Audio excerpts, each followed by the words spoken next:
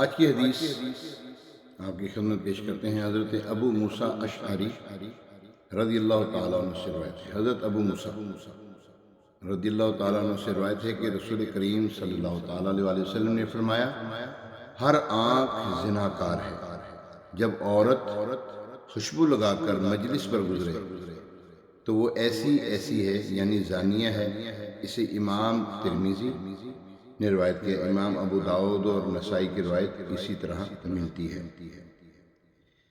غیر عورت، اب یہ اس کی جو ہے مفتی صاحب اس کی شرح فرماتے ہوئے لکھتے ہیں، غیر محرم عورت کو شہوت کی نگاہ سے دیکھنا آنکھ کا زنا ہے، کیونکہ آنکھ کا زنا نظر بد ہے اور یہ بڑے زنا کا ذریعہ ہے۔ مذکورہ حدیث کا حکم اسی صورت میں جب عورت خوشبو لگا کر اجنبی مردوں کی طرف اپنی طرف متوجہ کر